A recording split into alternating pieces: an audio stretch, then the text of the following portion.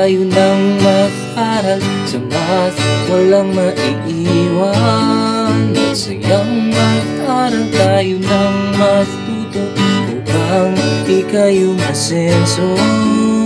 Maging matyaga, maging matalino, halina Math-aral na tayo. Maging matyaga, maging matalino, halina Math-aral na tayo. Halina Math-aral na tayo. Halina Math-aral na tayo. Halina, halina, halina, aral na tayo.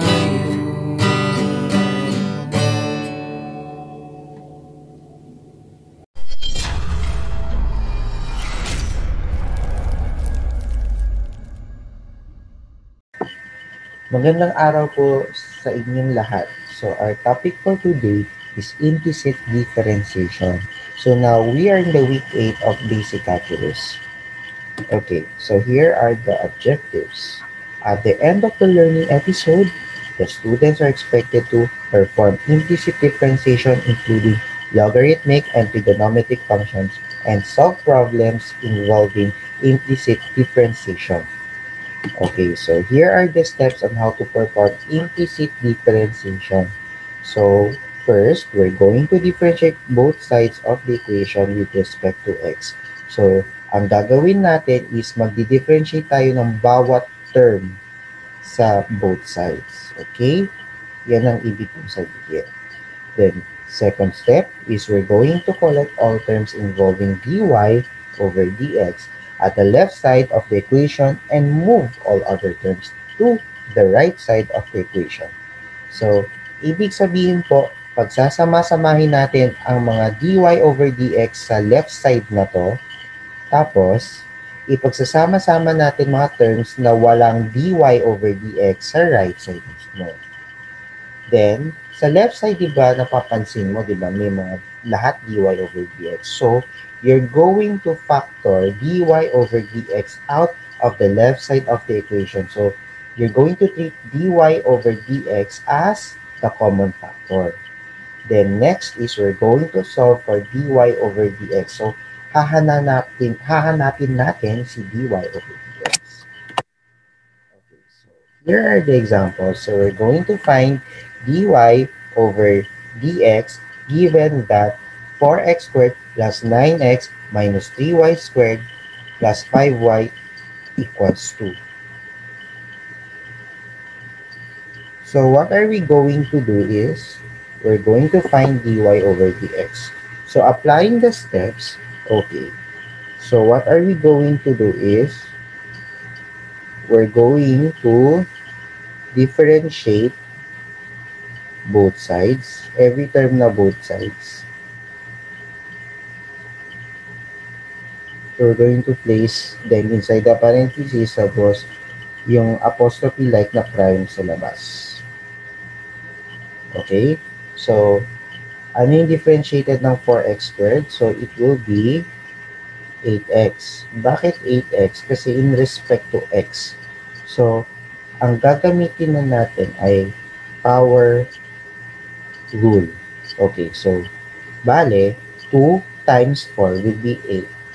Tapos 2 minus 1 will be 1. Kaya 8x lang siya. Plus, since exponent niya ay 1, 1 minus 1 is 0. So, mawawala na tong x. So, magiging 9 na siya. Kaya lang, di ba si 3y squared, di ba, hindi natin siya talaga ma-differentiate, pero mapipilitan natin siya ma-differentiate. So, ang mangyayari, we're going to use the same rule dyan. So, yung exponent na ito ay 2 times 3, tapos yung y, 2 minus 1. Ang mangyayari dyan, maglalagay na tayo ng dy over dx. Kasi, yan dy over dx, yun po ibig sabihin ng y prime, ha? Tapos, ganun din ang gagawin natin dito sa 5. So, 1 times 5, then y, then 1 minus 1. Tapos, yung si 2 naman, pag i-differentiate na natin ay magiging 0 dahil constant siya. So, okay. So, to be fair on this, so, pag sinabing 4x squared, pag na-differentiate po siya, magiging 2 times 4, then x, then 2 minus 1. So, magiging 8x na siya. Yun sa 9x naman po, pag na-differentiate po natin ay magiging 1 times 9, tapos x, then 1 minus 1. So, magiging 9x to the 0 siya. So, magiging 9 siya kasi. Ito kasi ay 1. Bale, 9 times 1, kumbaga. Okay? So, isi-simplify na natin all together.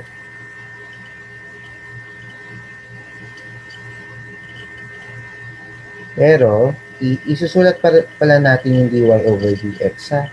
So, bale, magiging plus 5 dy over dx.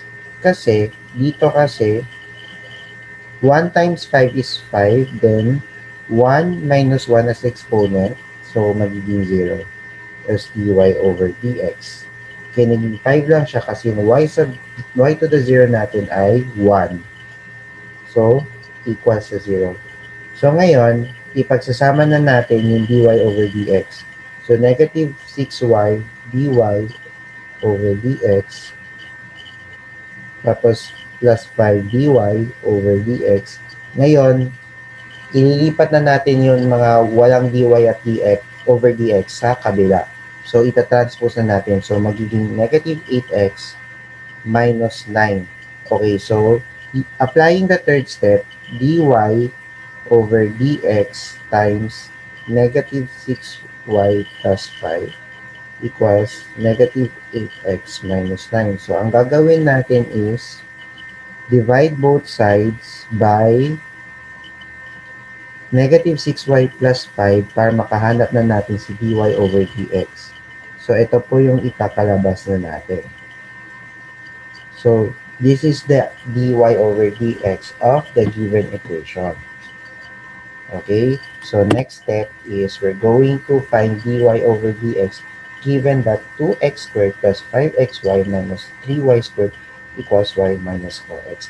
Bakit kailangan tayo mag-implicit differentiation? Kasi, kung magdi-differentiate tayo ng function, usually in respect to the independent variable, namely x. Kaya lang, may mga functions or equations talaga na magkatabi si xy. May mga y cubed, y squared. So, mapipilitan din tayo mag-differentiate ng independent at dependent variable dito, namely x and y. So, yun yung purpose ng implicit differentiation. Okay, so, what are we going to do is do the same step.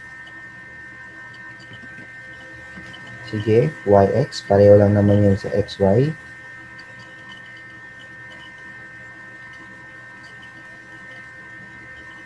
Okay, so keep in mind that y prime is equal to dy over dx. So, ang mangyayari dito, so, mag-step by step ulit ako. Okay. So, dito naman po ay magdi-differentiate po tayo sa 2 times 2x then 2 minus 1 plus dito naman since product siya ng y and x, we're going to use the product rule.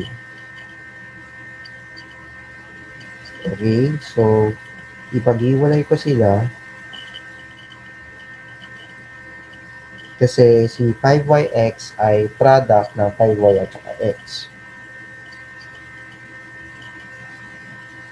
Okay, so dito naman po, i-differentiate na natin to.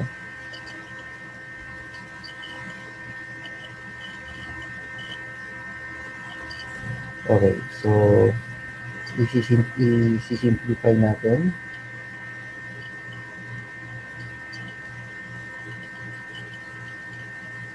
So, yung y prime na yan ay dy over dx times x.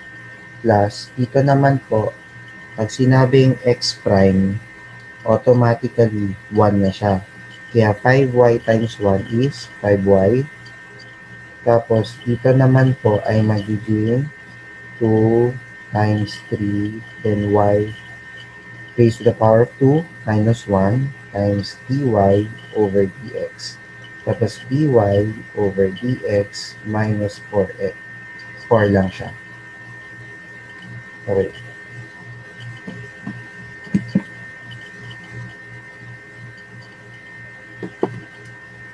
So, yung differentiated na 4x ay 4.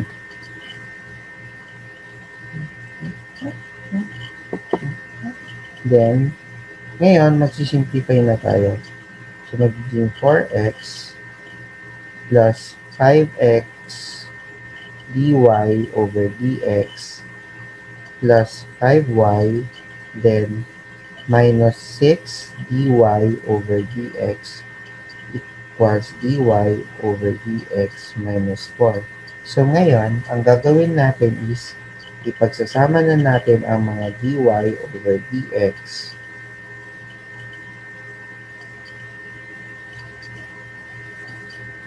So, ililipat na natin si dy over dx from the right side to the left side. So, magiging minus dy over dx equals, so, ililipat na natin yung mga walang dy over dx sa right side. So, yung positive 4x na tayo magiging minus 4x. Tapos, yung plus 5y ay magiging minus 5y. I-retain na natin si minus 4 sa right side. Dahil nasa right side siya originally. Ngayon, magpa-factorize po tayo. Next step na dito. Okay, so, given the fact that dy over dx is a common factor, so, ang matitira dyan sa loob ay 5x minus 6y minus 1 equals negative 4x minus 5y minus 4. So, finding the dy over dx, okay, so ililipat na natin to sa denominator. Tapos, sa right side naman ay magiging numerator. So, pag ganito ang sistema nito, yung right side na po, yun yung numerator niya. Samantalang, ang factor ng dy, yung cofactor ng dy over dx, yun yung magiging denominator. So, dividing both sides by 5x minus 6y minus 1. Okay? So, ibabox pa na to para hindi kayo malito. Okay? So, dito naman po. So, this time, trigonometric function or trigonometric equation tayo. So, first of all, okay, so we're going to differentiate sine x plus cosine y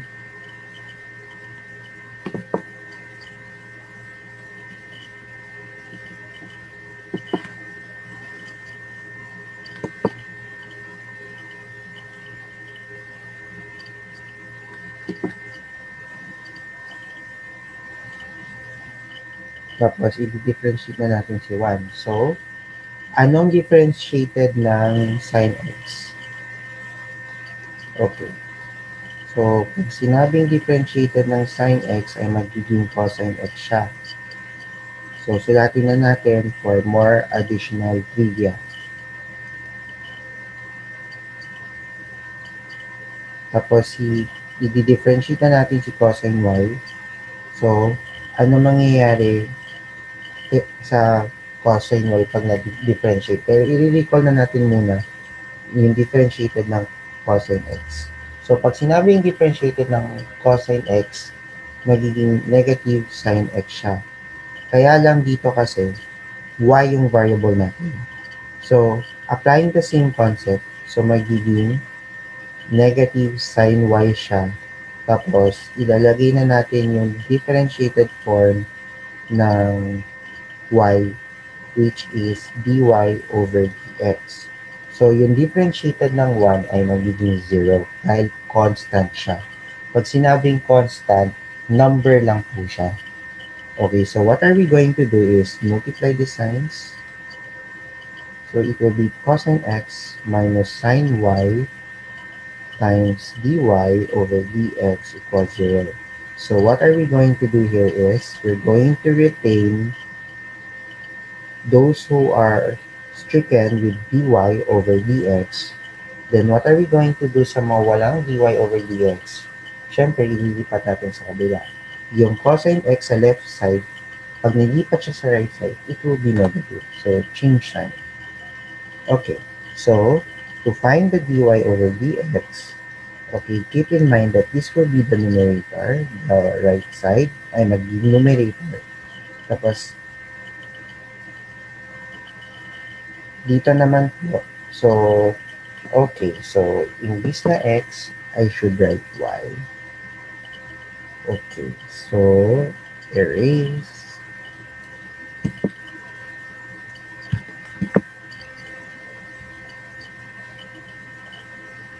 So, y pala ito. So, bale, yung negative sign y pala ay nasa denominator. So, bale, since both are negative, so cancel. So, the final answer is cosine x over sine y. Okay, so this is the final answer for this equation. Okay, so here, dito naman may exponential function naman or may logarithmic function siya. Kaya lang dito kasi, okay, so mag-recall muna tayo dito. Pag nag-differentiate tayo ng e to the x, ay magiging e to the x pa rin siya. Pag mag-differentiate po tayo ng ln x, ay magiging 1 over x siya. Okay, so differentiating both sides. Okay. So, what is the differentiated of e to the x? Okay. So, what is the differentiated of L and Y? So, dito naman sa e to the x, okay, so given these terms, it will become e to the x. Tapos, since kanina, yung y prime natin is dy over dx, so magiging 5 dy over dx siya. Tapos, ito naman, i-differentiate natin using the same concept about the ln x, along with its differentiated form, ay magiging 1 over y siya times dy over dx. Okay? So, dito naman po, ang gagawin natin is, ipagsasama na natin ang mga dy over dx. Kaya bakit natin ginawang negative si 1 over y dy over dx? Kasi nilipat siya sa kabilang side. At positive siya nung sa right side siya. Tapos yung e to the x natin, since positive siya sa left side, magiging negative na siya dahil nilipat na siya sa right side. Okay, so the common factor is dy over dx times negative 5 minus 1 over y. Then, negative e to the x. So, gusto natin i-simplify, di ba? Sige lang. I will take the challenge. So, i-multiply na natin si negative 5 sa y para maging numerator siya. Tapos yung y natin ay yon sa denominator natin. Okay, so simplifying. So dividing both sides by negative 5y minus 1 over y. So magiging negative to the x times y, negative 5y minus 1. Okay, so ang mangyayari, negative y e to the x kasi minultiply si y sa negative e to the x. Tapos, negative 5y minus 1. Okay, so bale, the final answer is dy over dx equals negative 1 e to the x, then negative 5y minus 1. So, ito na po ang sagot natin dito. Okay? So, now we're going to apply this differentiation with the word problem. So, find an equation of the tangent to the circle x squared plus 4x plus y squared plus 10y equals 45. So what are we going to do here is to apply the concept of the implicit differentiation. So we know what to do already here. So pag sinabing x squared, pag na-differentiate siya, magiging 2x. Tapos pag na-differentiate si 4x ay magiging 4 siya. Tapos si y squared naman ay magiging 2y, then dy over dx. Tapos si 10y naman ay si 10 dy over dx. Keep in mind that y squared is equal to dy over dx. Ulitin na lang natin yung bakit naging 2y dy over dx siya. Kasi pag na-differentiate siya si y squared, okay, so magiging 2 kasi yung exponent ay 2. Tapos, ipakopy na natin yung si y kasi exponent naman niya ay si 2. So, exponent niya ay magiging 1. Kaya lang, syempre, lagi naman kasi in respect of x ito. Kaya kailangan natin isama yung dy over dx equals 0 yung si 45 kasi constant siya. So, ang gagawin natin, ipagsasama na natin yung si dy over dx sa left side. Okay, tapos yung 2x plus 4, ililipat natin sa kabila. Dahil ililipat natin sa kabila, mababago yung sign sila. Okay, then, our dy over dx times 2y plus 10 equals negative 2x minus 4. So, bale, ang gagawin na natin is dy over dx equals negative 2x minus 4 then 2y plus 10. So, now we're going to use this pair of coordinates yung kung saan dumaan ang point na to. Okay, so, since our x is 5, so, negative 2 times 5 minus 4. Tapos, yung y natin is 0, so 2 times 0 plus 10. Okay, so negative 2 times 5 is negative 10, then minus 4. Then, 2 times 0 is 0, plus 10 siya. Tapos, negative 10 minus 4 is negative 14 over 10. So, simplifying it to its lowest term, it will be negative 7 over 5. So, that is the slope of this tangent. So, ito po ang slope. Yan, dy over dx kasi yun yung rate of change natin. So, we can label it as a slope when we're going to find the tangent. Kasi yung tangent kasi, linear equation siya. So, using this formula, the slope-intercept form,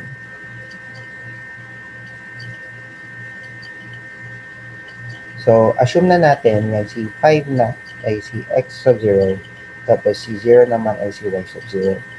So, substituting this, so yung y sub 0 natin is 0, tapos yung m natin is negative 7 over 5. Tapos yung x natin is x. Then our x sub 0 is 5. Okay. So now we're going to simplify. So y sub 0 is y.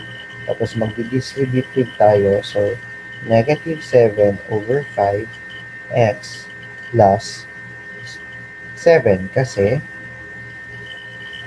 negative 7 over 5 times negative 5 is 7 kasi nakakancel si 5.